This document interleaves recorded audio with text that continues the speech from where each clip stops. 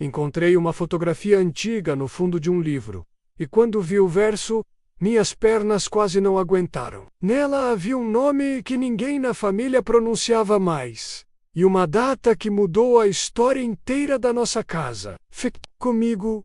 Nos próximos minutos eu vou mostrar essa foto, ler o que estava escrito atrás dela, e contar como um segredo guardado por décadas trouxe cura, lembrança e reconciliação para quem a gente menos esperava. Quando eu era criança, a caixa de fotografias da minha avó ficava em cima do guarda-roupa, coberta por um pano florido que só saía no Natal. Lembro do cheiro do pano, um cheiro meio de cola antiga e poeira fina, misturado ao perfume de louro que ela guardava numa gaveta. Eu pegava a caixa com cuidado, como se fosse tocar um tesouro proibido, e folheava aquelas imagens preto e branco que pareciam ter saído de outra vida.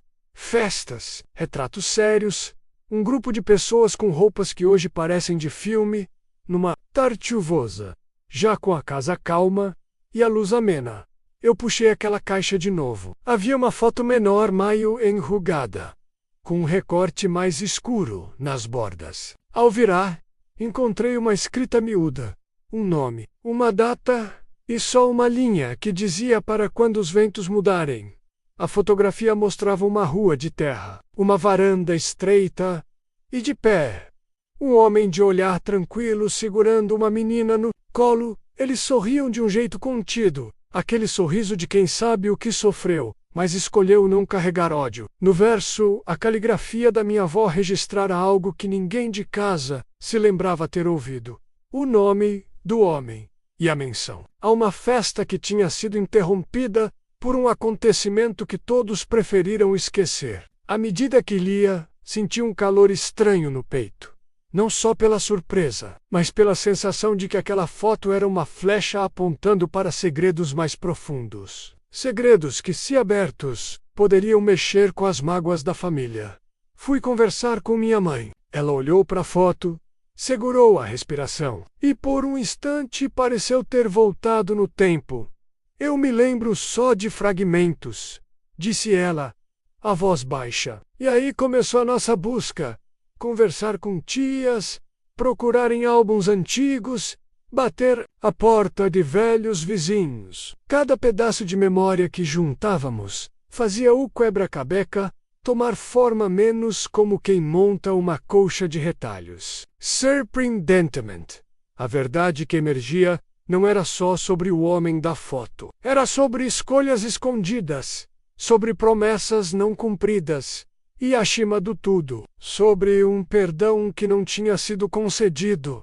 Lembro bem do sentimento estranho de ver adultos titubear ao falar de algo que, para eles, já era passado demais. Meu tio recordou apenas que houve uma briga grande numa noite de festa, menos gente que foi embora. Portas batendo. Um rádio que se calou no meio da música, mas ninguém contava a razão. A fotografia, com aquela linha para quando os ventos mudarem, funcionava como um fio apertado que puxava memórias que se queriam guardadas. E então descobrimos o que havia acontecido numa festa de aniversário. Houve uma discussão sobre heranças e ofensas antigas. Palavras muito duras foram ditas. E um jovem deixou a cidade prometendo nunca mais voltar. Com o tempo, os laços foram se rompendo. E a família, que costumava se reunir todo mês, passou a evitar certas conversas e certas cadeiras na mesa. Beleza da descoberta foi perceber que aquele segredo, mantido por tanto tempo, não só havia criado distâncias, como também tinha impedido que gestos simples de cuidado voltassem a acontecer. O homem da foto, cujo nome agora sabíamos, João, tinha partido. E com ele levava uma ausência que poucos queriam nomear. O que a foto provocou então foi isso: um convite para encarar o que doía. Decidimos então que a melhor forma de honrar a memória não era escândala, mas contá-la inteira, com respeito e sem acusações. Reunimos as vozes da família numa tarde de domingo. Na reunião, comecei contando o que tinha encontrado, colocando a foto sobre a mesa para que todos. No início houve silêncio, menos aqueles silêncios cheios de coisas não ditas. Mas a narrativa abriu espaço. Uma prima falou sobre as amizades que ficaram para trás. Uma vizinha lembrou dos cafés amigos que cessaram. Meu avô, com a voz rugosa, finalmente disse o que guardava. Que guardou um orgulho que ele confundia com dignidade, e que esse orgulho tinha custado caras e sorrisos. As palavras dele caíram na sala como chuva mansa. Havia culpa, sim, mas também alívio por finalmente colocar o peso para fora. O processo não foi fácil. Havia lágrimas e também defesas. Pessoas que se lembravam de mágoas menores, mas que cresceram com o tempo. E foi justo, nesse ponto, que a fotografia mostrou a sua força mais verdadeira.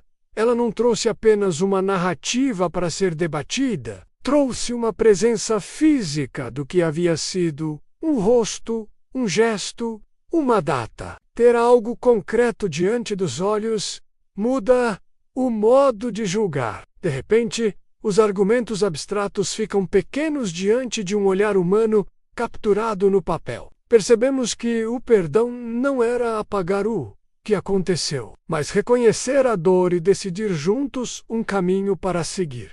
Decidimos então por um gesto simbólico. Um encontro na praça onde o homem da foto havia sido visto pela última vez. Foi ali que pensamos em convidar pessoas que de alguma forma foram marcadas por aquela briga, menos parentes distantes. Vários amigos. Até pessoas da vizinhança que lembravam dos dias de festa. Queríamos algo simples. Um cafezinho. Histórias contadas em voz alta. Um painel com fotos antigas, para que as memórias fossem colocadas em público, não mais escondidas em caixas. No dia do encontro, o ar estava morno, como se a cidade soubesse que algo de importante ia acontecer. Alguém pendurou bandeirinhas, uma senhora levou biscoitos caseiros, e aos poucos o espaço foi enchendo de passos e de vozes já educadas pela saudade. Lemos trechos das cartas antigas, mostramos a fotografia com o verso escrito para quando os ventos mudarem. E foi como se uma cortina se abrisse. Pessoas que haviam se afastado vinham com olhares cheios de dúvidas, mas também de curiosidade. Quando um dos sobrinhos mais velhos, que havia vivido a partida do jovem, falou, ele se desculpou publicamente, não com palavras vazias, mas explicando o próprio medo e a limitação que o afastaram. Aquele pedido de desculpas fez algo simples e poderoso. Gerou espaço para que o outro, mesmo não estando presente, fosse lembrado com ternura. Pertidole.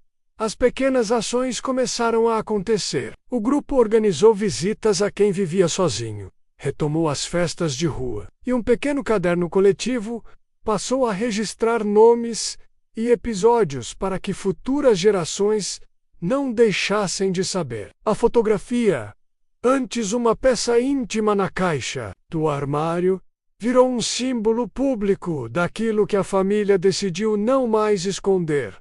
As falhas, as escolhas e a possibilidade de recomeço. Em muitas tardes, vi vizinhos sentados sob a sombra da amendoeira, contando histórias sobre João, não para julgá-lo, mas para reconstituir sua presença no lugar que ele um dia ocupou. Há algo que aprendi nesse processo e que me parece importante dividir com você. O segredo só tem poder enquanto fica trancado. Aquele pedaço de papel com um nome gravado tinha um poder enorme, porque foi permitido que ele fosse o dono das ausências. Ao levar a foto à praça e convidar as pessoas a falarem sobre o que sentiram, nós tiramos o poder da omissão e o colocamos ao serviço da memória. E a memória, quando bem cuidada, a cura. Nem tudo se resolveu da noite para o dia. Existem feridas que cicatrizam aos poucos. E houve também aqueles que preferiram não voltar.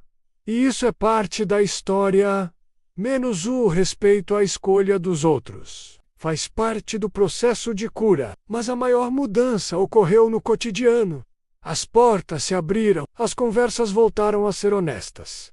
E a família aprendeu a celebrar sem fingir silêncio sobre o que doeu. Pequenas coisas, como pedir ajuda, foram menos difíceis depois que reconhecemos onde e como havíamos falhado.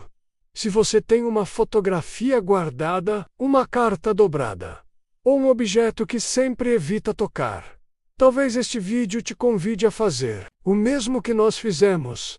Vire a foto, leia o verso e veja o que surge. Às vezes a coragem começa em gestos minúsculos.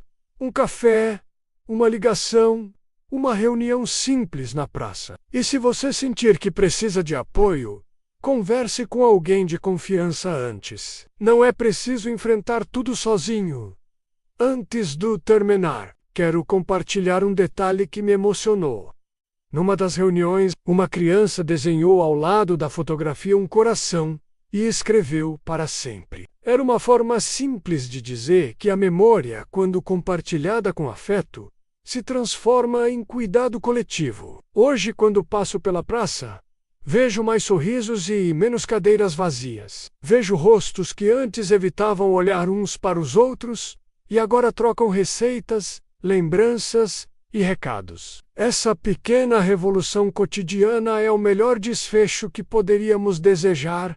Se esta história tocou você, compartilhe com alguém que guarda memórias antigas. Conte nos comentários se também tem uma fotografia que merece ser mostrada. E se quiser que eu conte outra história sobre como pequenas coisas restauraram laços, diga qual tema você prefere: menos cartas, receitas, reencontros, e eu trago no próximo vídeo. Obrigado por ouvir até aqui. Cuide das suas memórias. Cuide de quem está ao lado.